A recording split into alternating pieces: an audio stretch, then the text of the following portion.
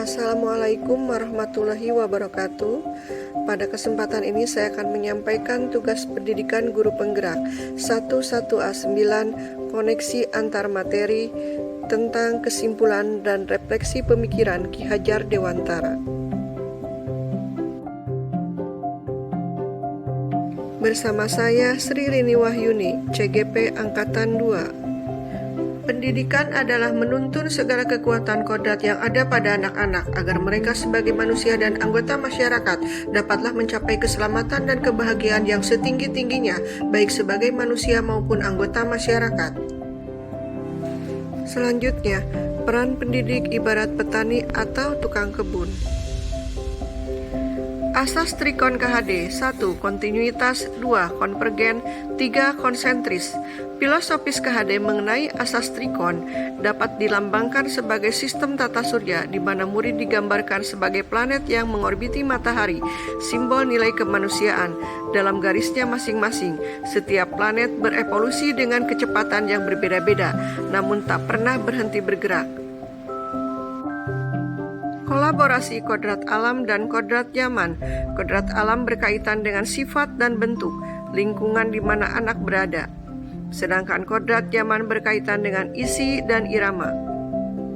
Kesimpulan terakhir yaitu tentang profil pelajar Pancasila yang terdiri atas 1. Beriman bertakwa kepada Tuhan Yang Maha Esa dan berakhlak mulia. 2. Berkebinekaan global. 3. Bergotong royong. 4. Kreatif. 5. Bernalar kritis. Dan 6. Mandiri.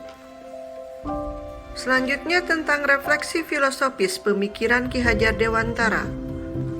Hal yang dipercaya tentang murid dan pembelajaran di kelas sebelum mempelajari filosofis KHD. Murid merupakan fitrah dari Yang Maha Kuasa. Saya meyakini dan percaya bahwa mereka memiliki kekuatan dan kelebihan masing-masing yang patut kita dorong, hingga potensi yang dimilikinya akan muncul. Peserta didik harus kita semai sesuai kodrat keadaan masing-masing. Pendidikan diibaratkan seorang petani.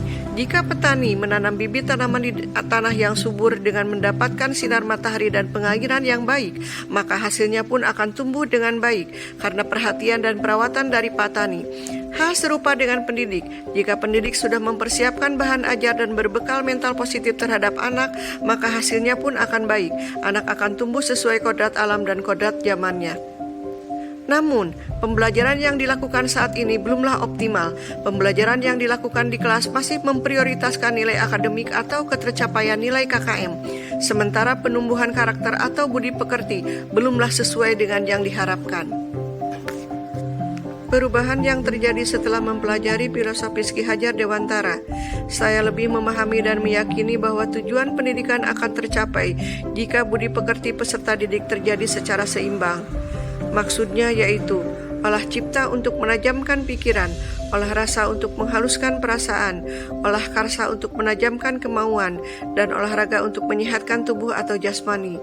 Jika semuanya berjalan secara seimbang, maka terjadilah kesempurnaan budi pekerti yang akan membawa anak kepada kebijaksanaan dan nilai akademiknya pun akan meningkat. Hal yang harus diterapkan agar kelas mencerminkan pemikiran KHD. 1. Menerapkan trilogi pendidikan menurut KHD. 2. Menerapkan pembelajaran yang berpusat pada siswa. 3. Bekerja sama dengan orang tua secara optimal. Dan 4. Menghargai perbedaan kodrat alam siswa dan transformasi sesuai kodrat zaman. 1. Menerapkan trilogi pendidikan menurut KHD. Ingarso Sung Tulodo di depan memberikan teladan, Ing Madya Mangunkarsa di tengah membimbing ke arah lebih baik, Tutwuri Handayani di belakang memberikan dorongan. 2. Menerapkan pembelajaran yang berpusat pada siswa atau student center atau berhamba pada anak. Maksudnya adalah pendidikan adalah upaya pemanusiaan manusia secara manusiawi, secara utuh dan penuh ke arah kemerdekaan lahiriah dan batiniah. Pendidik untuk memberi tuntunan sesuai dengan tahap-tahap perkembangan anak secara budi, cipta, rasa karsa, dan pekerti atau tenaga sesuai dengan kodratnya sang anak. 3. Bekerja sama dengan orang tua siswa secara optimal.